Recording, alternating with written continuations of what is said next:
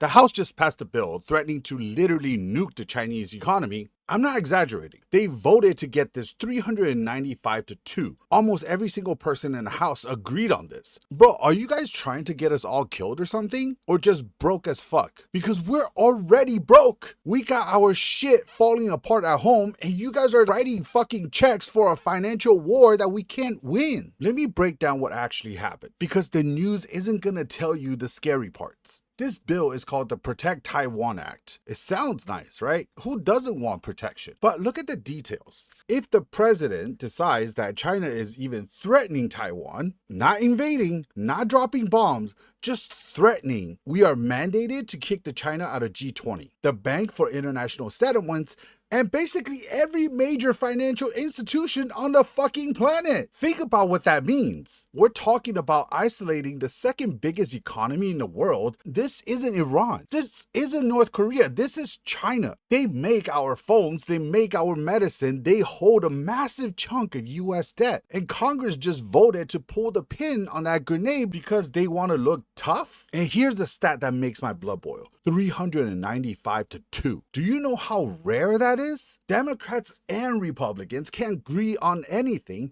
They can't agree on fixing the fucking roads. They can't agree on fixing the healthcare. They can't even fucking agree on fixing the border. If you were to ask Congress to vote on if the sky is blue, it would still be a fucking 50-50 down party lines. But when it comes to starting a fight with a nuclear superpower, oh, suddenly everyone's best friends. Suddenly it's a big kumbaya moment. It just proves that when it comes to war and foreign intervention, there is only one party, the uniparty.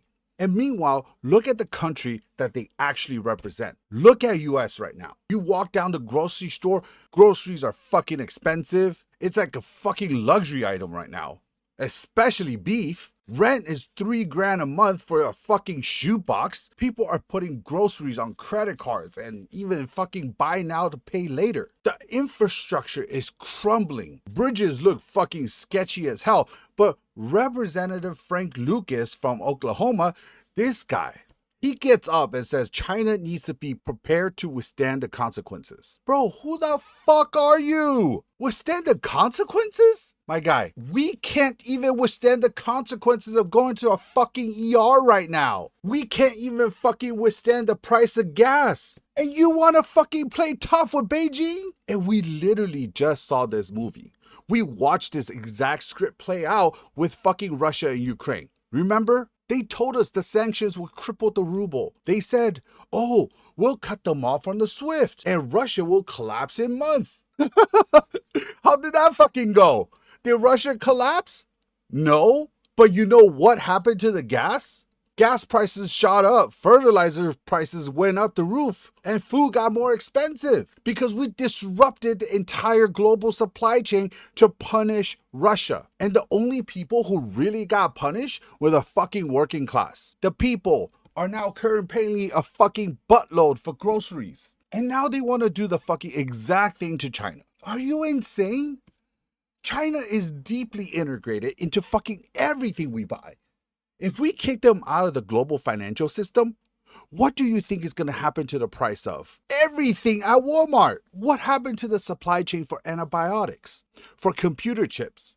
You think inflation was bad last year? If you fucking decide to do this shit that you propose on this bill and you trigger a fucking trade war with China again, you're gonna see inflation that makes 2024 and 2025 look like a fucking discount holiday. But Frank Lucas doesn't care. The 395 people who voted yes, they don't give a fuck. They have healthcare.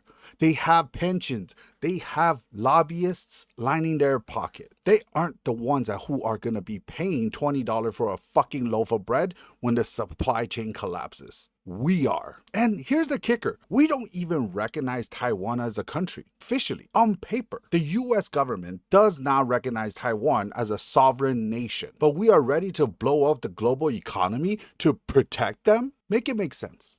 It's strictly political theater.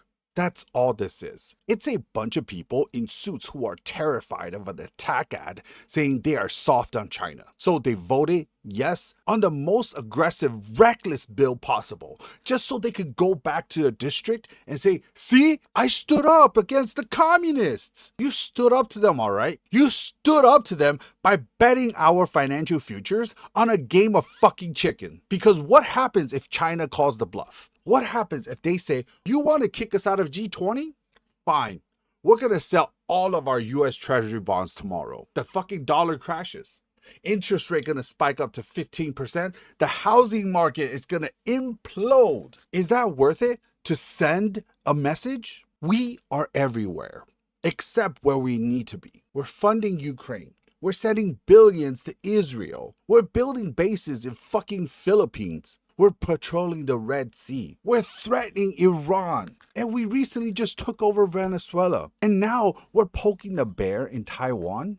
We are literally trying to police the entire globe while our own backyard is on fire. There were only two people, who voted against this. Only two people in that entire building looked at this and said, wait, maybe escalating tension with a nuclear power isn't a great idea right now. Two people. Everyone else, they're sleepwalking us into a fucking World War III just to get a soundbite for Fox News. They just voted for economic suicide 395-2. Not because they had to, not because Taiwan asked them to, but because they wanted to look tough. And when this blows up, when the fucking price skyrockets and the shortage start, just remember, they did this on purpose, and they all agreed on it.